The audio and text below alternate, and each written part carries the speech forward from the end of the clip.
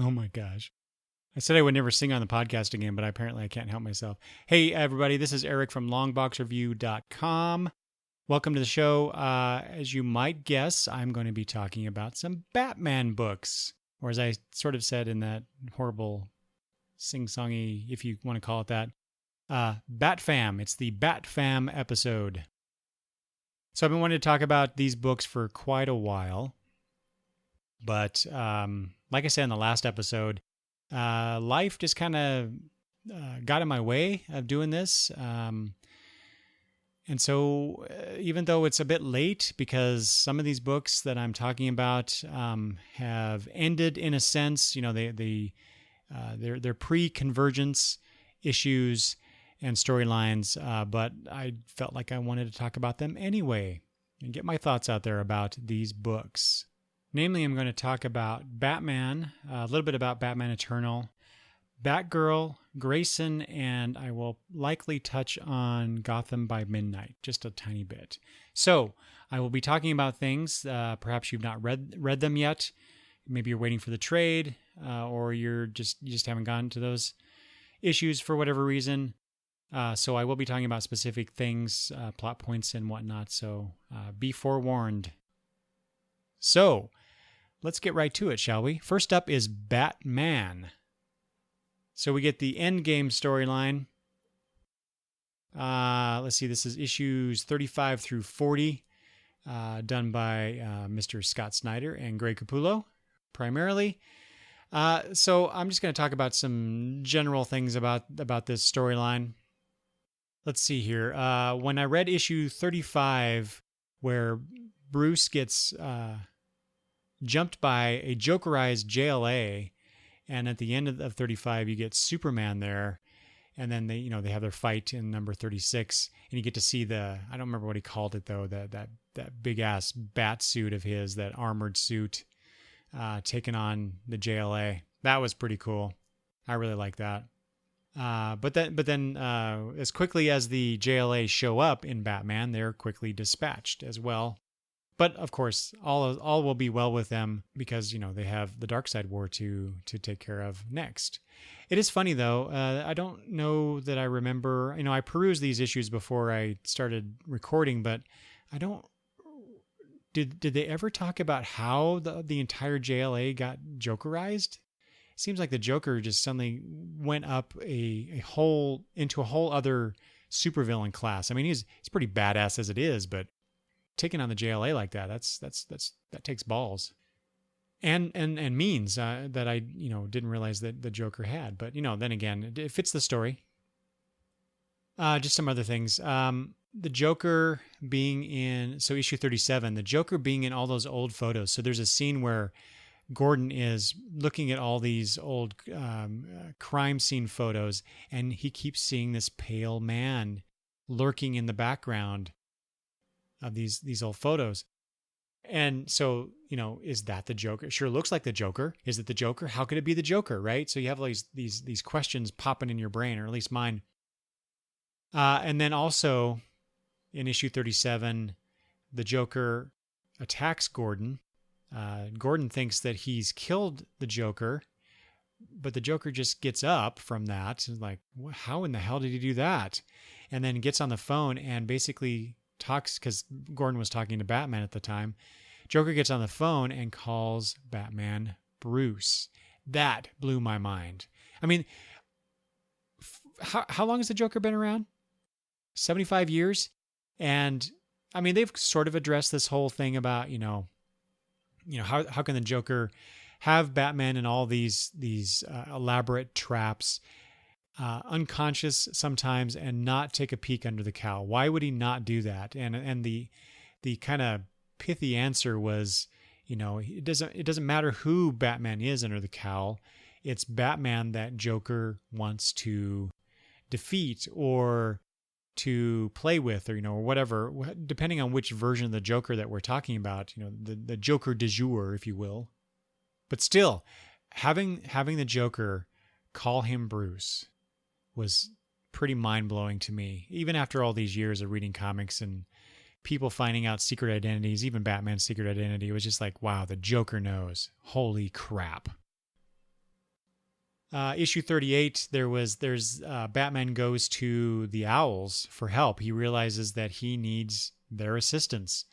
And at one point, one of the Owl characters remarks, "This doesn't feel like a Batman story anymore, does it?" And I'm like, yeah, you're kind of right. It doesn't. Because I don't know, there's the quality. Well, it's not just this story. It's been the whole Snyder Capullo run. It's just like, this is not the Batman I know.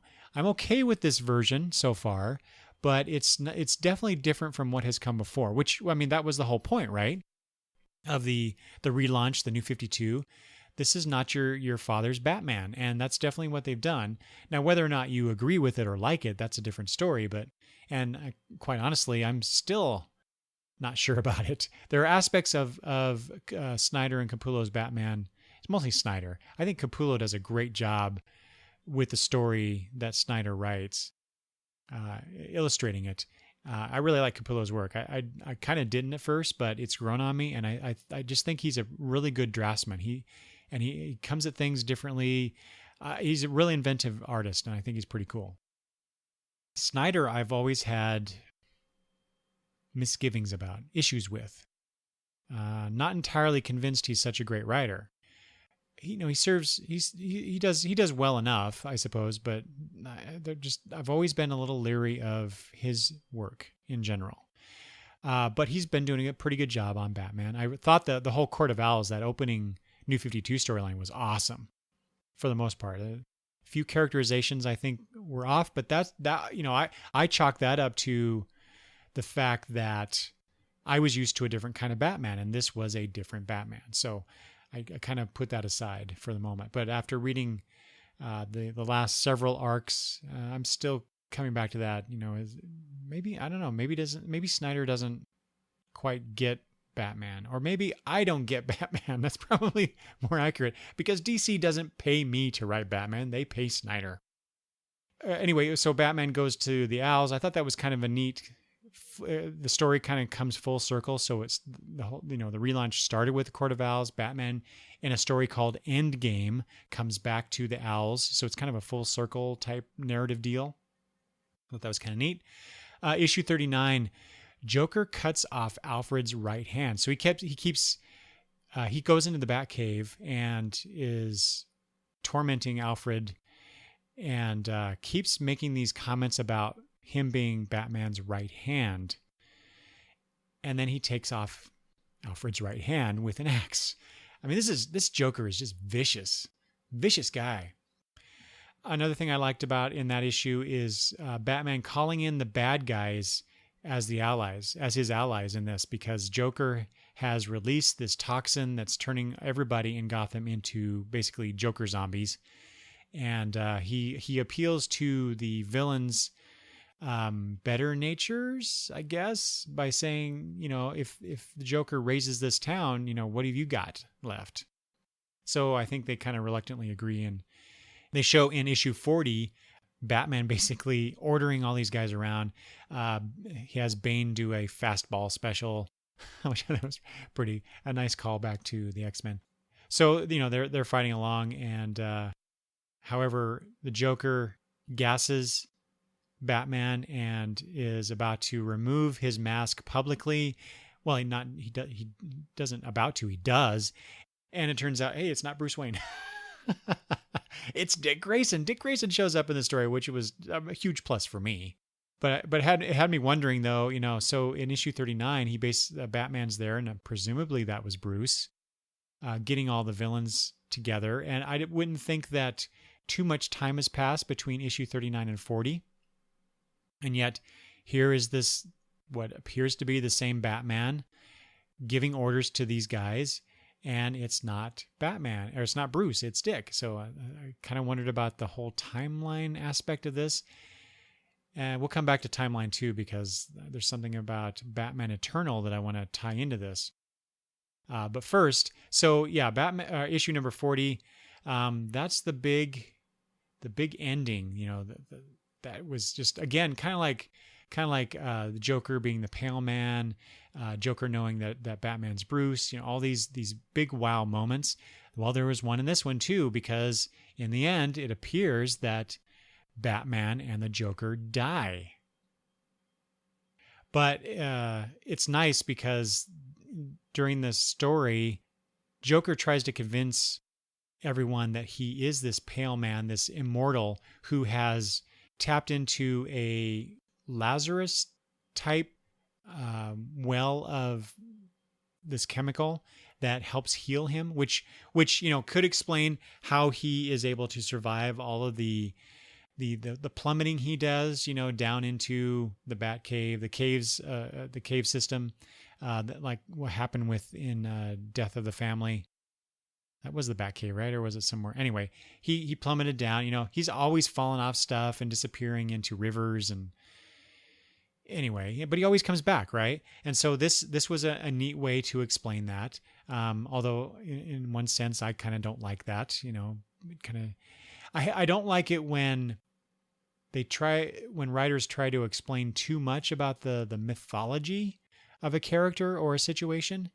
And I felt that Snyder was kind of overstepping with those aspects. But at the same time, it was like, oh yeah, that makes sense. Totally makes sense. Anyway, Batman is trying to get a sample of this pool because there's only one left. And in the end, Batman never bought that Joker was immortal.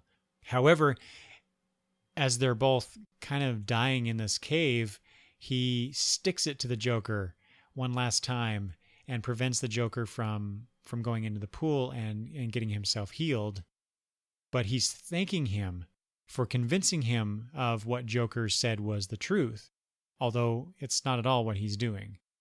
So I thought that was really cool that Batman, kind of sadistic in that sense, and trying to stick it to the Joker in this situation where they're both bleeding out or they're crippled, and there does not appear to be an escape. Both of them, Batman and the Joker, are they are the great escape artists. Wow. So is Batman and the Joker really dead? I can't imagine that they are. I mean, they're kind of flagship characters, not just for the line, but for DC. But it's just really interesting that they're doing this. They went this route. Before I go on with that, though, a few more things in issue 40. Near the end, we see a boy and this adult man in shadow. The man is walking with crutches. The boy has an R logo on his jacket, and at first I took that to mean that oh yeah, that's Bruce and that's Damian, although it didn't look quite right. Maybe it's a call to or a connection to the We Are Robins title that's coming out, or maybe it's just kind of some weird foreshadowing. I don't know. It was just an odd thing to throw in there. Maybe it's a red herring. Who knows? I liked how so at the very end there's this armor or harness actually that showed up at the very beginning of the story. I thought that was a nice callback. And then also the whole thing with Batman's note, his final note to everyone. And Alfred ends up spending significant page time talking about what this note means. And the note is just one word. It's ha, which seems uncharacteristic to me as to how Batman would be. I don't know. It's very weird. But then again, given what we are shown at the very last when he is sticking it to the Joker, I guess that makes sense. Definitely from a thematic standpoint, from a narrative standpoint, doing that makes a whole lot of sense and ties everything together in a way. Not to mention, there's a point in one of the issues where Batman is at Arkham Asylum, which is at this point in continuity not being used, and Wayne Manor, I guess, is being used as Arkham Asylum, I guess.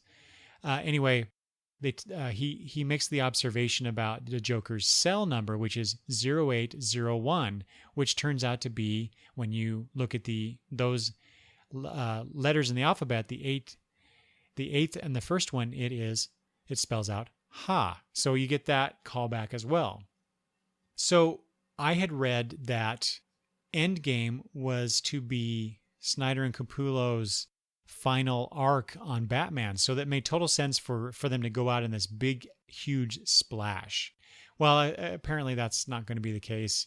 Apparently Capullo is, this is based on a comicbook.com interview that I read. Capullo is good for, or good until issue 50, and so Snyder's sticking around as well. So other interesting things here in this Endgame arc. From the Court of Owls on, Snyder's Batman is not the Bat God that he was once portrayed as, which I like. While it's fun to read, the Batman has the answer to everything, and he can get out of any situation because he's smarter than everybody else in the room. I kind of like how this Batman is fallible and he's more human and he makes mistakes. Quite a few, actually, which that's the flip side of the coin here. While I like the fact that he's more human, I don't like the fact that he makes so many mistakes. And he, in many cases in the Batman stories nowadays, it comes down, or at least the ones that Snyder's involved in, I should say, it comes down to a lot to luck, how he gets out of certain situations, which, I want my Batman to be, less reliant on luck and I guess be more the Bat God that I profess that I don't particularly care for. So I don't know what I want. I'm a comic fan. I want everything. Let's see what else is interesting here. Also, Batman would rather go down fighting as a man, not a god, flaws and all. That goes back to the more human thing. So Batman could have taken this. I think it's called Dionysium. So in other words, he could take that and be healed himself. And so just like, the Lazarus Pit and other things where he's encountered these healing agents that would turn him into more than just being human, he's refused to do so. And Alfred pontificates about that quite a bit in that last scene before we find out what the note says. So, he'd rather die as a man than be some sort of god in a sense. So while I'm at it, so let's talk about Batman Eternal. I was rather enjoying Batman Eternal. So when Batman Eternal came out, there was also New 52 Future's End, and I wasn't liking New 52 Future's End all that much, but I was digging Batman Eternal, and that is opposite to how I thought I would enjoy those two series.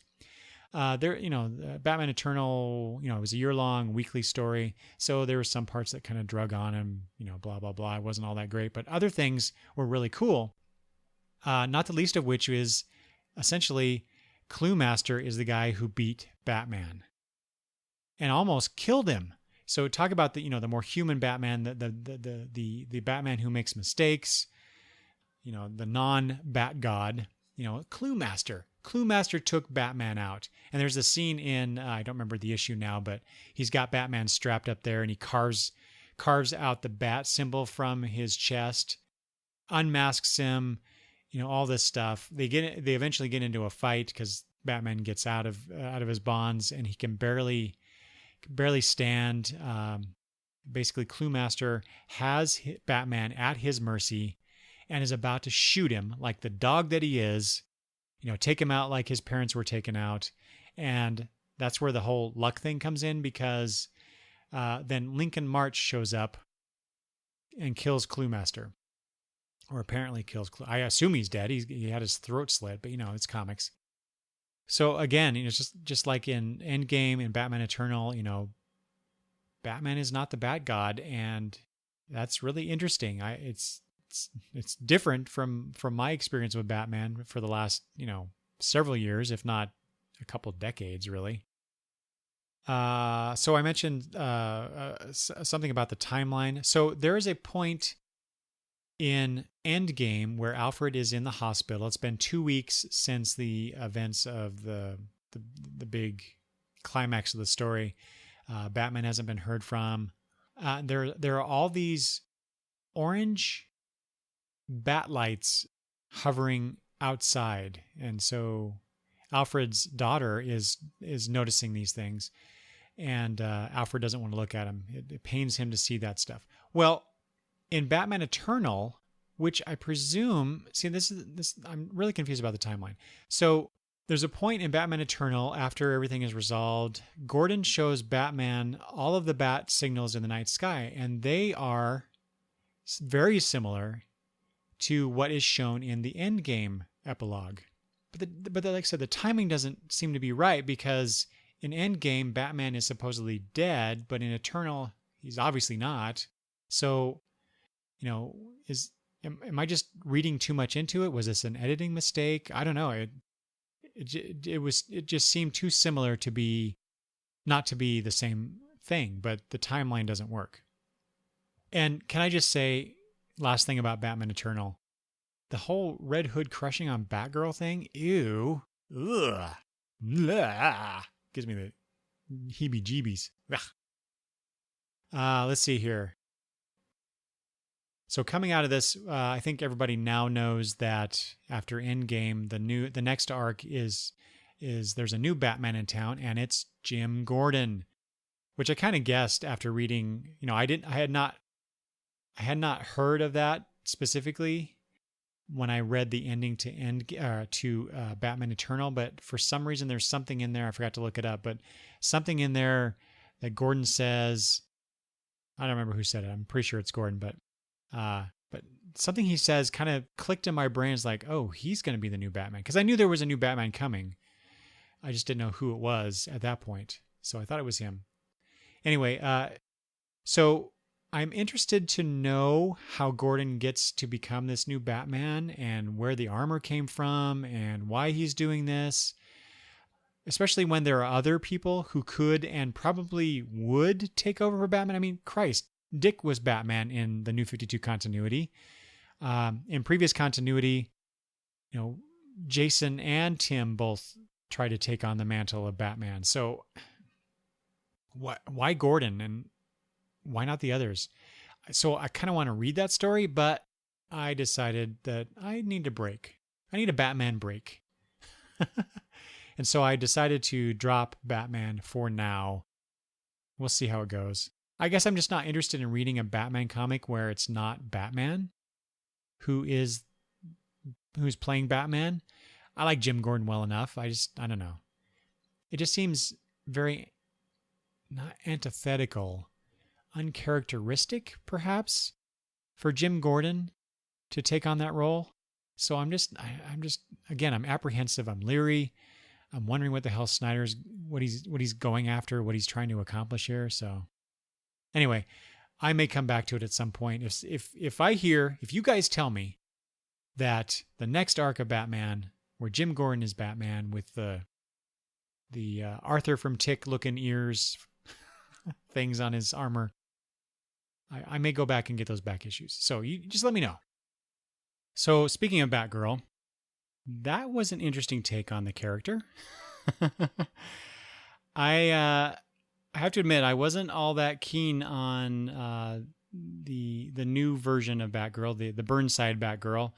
It didn't seem like it was. I don't know. I actually liked the way that Batgirl looked. Her costume, the New 52 costume. I actually really liked that outfit. I didn't particularly care for all the angsty stuff that was going on. It seemed like that's stuff that Barbara should have worked through, perhaps, or maybe worked through, I don't know, sooner. I don't know. I'm complaining is all I'm doing about things I don't like about the New 52 run of Batgirl. So while I appreciate the change, trying to go in a different direction, I guess, spoilers, I didn't really care for it. However, there were some interesting things that, let's see, who does that? Cameron Stewart, Brendan Fletcher, and Babs Tarr. Visually speaking, I like the outfit, although I don't think it makes a whole lot of sense as a superhero costume, but as compared to the previous one, which was more armored and protective and stuff. Anyway, it doesn't really matter. I really like the touch on the social media aspects. What is it? Hook. It's spelled H-O-O-Q. So is it I would pronounce that hook, not hook. Anyway, also I like the more technology stuff that I liked. The program that Barbara was working on, I like the idea of it, creating an AI based off of her to help predict crime and stop it before it gets too far or even starts. But based on everything that had happened up to that point, up to the Burnside Batgirl stuff, the character just didn't seem like herself. And on one hand, that's perfectly okay. It's these characters have been interpreted by various people for decades. So who am I to complain about this current take? It just didn't connect with me as much as it has other people. So it's good that other people are connecting with it. But so this reminds me of the argument about and a lot of comic creators have talked about this, about how continuity can hang you story wise. So basically, use in continuity what serves the purpose of the story, and just throw everything else out so that you can tell a good story. Continuity should not trump story.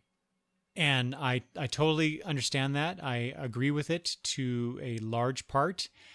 Being a longtime comic book fan, continuity is still important to me in some ways. But, it is what it is. I may not like something, but I'm not going to make a big stink about it either, because, someone else will love it out there. It's not my place to say this is a bad thing because I don't agree with it. That's ridiculous. But was it a good story? No. Was it a good story to me? Overall, I think, yes. It was a nice story. Like I said, I like the social media aspects. I like the different cast members of the story. Barbara herself, I didn't care for. I didn't like that characterization. Let's see, the cover to issue 40, which I really liked, suggested to me that perhaps we would have another reset, or perhaps an amalgamation of the Burnside Batgirl and the, quote unquote, old Batgirl, the previous Batgirl, to kind of tie everything together, perhaps. This is just totally what I was thinking.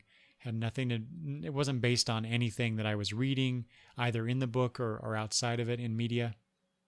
I think it was more of my hope, because I wanted to like Batgirl more than I did. I thought I should have been liking Batgirl more than I did. It just wasn't working for me. But in the end, it turns out that it was just this AI program that kind of went bad. It was so I guess it wasn't, the story ended kind of flat for me, because that's kind of an old trope, and it's like, well, I thought we were going to an interesting place, and in certain ways we were, but then it was just, oh, here's just another bad guy. Kind of it's a doppelganger story. That's the word I was looking for. This, like Batman, I am taking a break from Batgirl. Sort of. Turns out my 9-year-old, she loves Batgirl, and I've been buying 2 copies of Batgirl, one for me and one for her. There are certain aspects that I was a little uncomfortable with after I read the issue. I'm like, ooh, maybe I shouldn't have got that for her. But I talked to her about it, and I asked her questions, and some of that stuff, it doesn't even register to her. So I think I was okay. Crisis averted. Maybe. Anyway, like I said, I'm sort of giving up on Batgirl for now, but not really, because my granddaughter wants to read Batgirl still, so I'm still going to get it, and I probably will read her issues, even though I'm not buying it for my collection. And I have to say, when I was at Emerald City Comic Con, and I talked about this in a previous podcast, Cameron Stewart, Brendan Fletcher, and Babs Tarr, they were just wonderful people in the way that they interacted with me and my girls especially. And I just loved the story of Babs Tarr, how she got found on Tumblr doing fan art, Sailor Moon fan art, I think it was, and Cameron Stewart contacted her to become the artist on Batgirl. I think it's just a wonderful story. So it's better than how the story of Batgirl turned out to me. Anyway. All right. Here's a book I'm not giving up on after Convergence is over. This whole podcasting thing where I'm talking about stuff, for me it's now, but then I release the episodes later. And then there's, the future when people might listen to this. Sometimes the verb tenses I get a little wacky on. You don't care about that. Anyway, the book I was talking about, the one I'm not giving up on because I'm loving the hell out of it, is Grayson by Tim Seeley, written by Tim Seeley and Tom King, with art by Michael Janin and Jeremy Cox doing colors, and Carlos M. Mangual doing letters on the book. Anyway, I love this book. If you listen to the Best of 2014 episode, you'll know that the New 52 Futures End edition of Grayson was my favorite one-shot, I believe. And like I said, I've been enjoying Grayson a lot. I was surprised when we found out that director Minos knew the secret identity. Speaking of like in Batman, all the surprise things, Minos knew the secret identities of the JLA and wanted to know what that meant down the road. But that interesting tidbit was cut short in the events in regards to what happens to Minos in the story. So it's like, wow, they dropped this bomb on us and then pull the rug out from under us too. So I guess that's a complaint. I love the way that we're shown Dick Grayson through his interactions with everybody else. His interactions with and responses, the responses from other people regarding him. Primarily Helena Bertinelli, which, by the way, is, I think, the best reimagining of an existing character since the New 52 launched. I love this Helena Bertinelli. She is awesome. And better than, I think, her predecessor. Let the war begin. There was an issue where Dick Grayson was being chased by the girls at Spiral, and they get in trouble for it. Helena comes to him later and basically says, "Chase me," which I thought was really cool. So as not to lose himself. She understands that Dick needs to be Dick Grayson, not just become this cipher of Dick Grayson because he's lost his identity as Nightwing. In issue number 5, there's a story about him protecting that baby who turns out to be, a Superman-esque story, being a superpowered baby that ends up getting adopted by loving parents, I suppose. Just his unwavering protection of, and him not stopping as they're moving through the desert. He even outlasts Midnighter. Midnighter shows up in the next issue, and by the way, I'm so done with Midnighter showing up in Grayson. Hopefully, because Midnighter has his own series, post Convergence, that he won't be showing up much. I hope. Anyway, he does end up taking Midnighter out in number 6. He says to Midnighter, "I have changed, but I will always be Dick Grayson." Coming back to that whole idea of identity, who he is, what is the core of Dick Grayson. Don't ever lose that. I guess the only thing that I would like to see more of is, well, one, Agent 1, because he showed up a couple of times in the series, and the final issue pre-Convergence, it looked like that Dick Grayson and Agent 1 would be teaming up more in the future, which I think is awesome because Agent 1 is just cool. However, I'm not looking forward to, if indeed this is the case, of breaking up Helena and Dick Grayson as partners, because as I recall in previews, solicitation texts that I've read, that Helena will be taking over Spiral, which means she will less likely be a field agent. But at least I can console myself with the fact that Agent 1 will be in there. But I would like to see, I don't know, more about what Dick Grayson is doing in Spiral. Because he went in there to keep an eye on them and report back to Batman. But now that Batman is supposedly dead, perhaps, what is he doing? Why is he doing this now? What's the goal now? Et cetera, et cetera. Although I guess, having Helena be put in charge, that creates even more conflict between the two of them. So that could be interesting. Another wonderful thing about Grayson, of course, is the art. Michael Janin and Jeremy Cox doing the colors. Wow. Just I've liked Michael Janin's work since I first saw it in Justice League Dark when the New 52 debuted. And it's just gotten even better. Does a great job of drawing these characters, and stuff looks interesting on the page, the panel arrangements. It's just good stuff. Grayson is a good, fun book, and it's one of the older, I should say pre-convergence titles that I will be continuing with. I dropped a lot of stuff pre-convergence. I won't be continuing post-convergence a lot of the titles that I was getting before that. So if you haven't checked out Grayson, I highly recommend you do. And finally, let's talk just briefly about Gotham by Midnight. This is written by Ray Fox with Ben Templesmith doing the art. This is a bunch of detectives, and I guess there's a couple detectives. There's a nun, coroner, I think. I've only read 5 issues.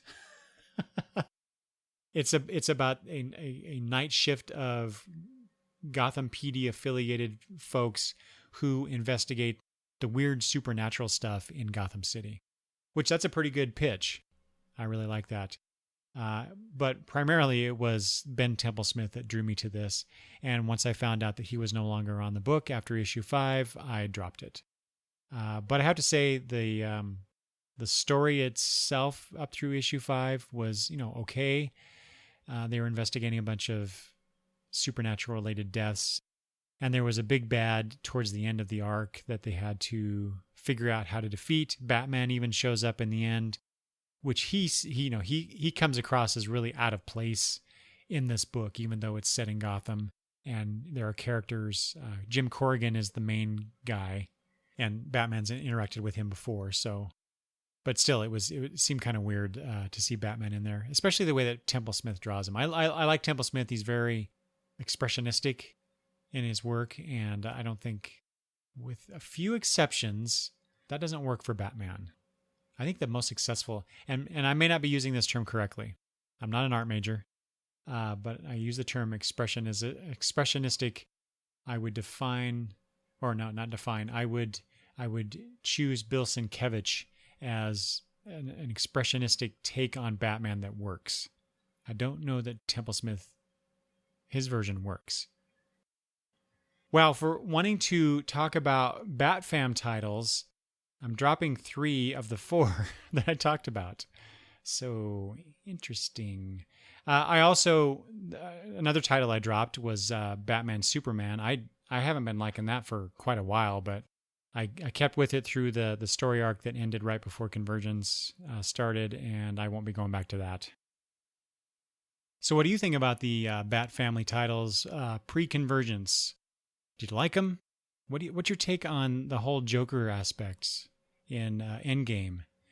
And what did you think of the end of Batman Eternal?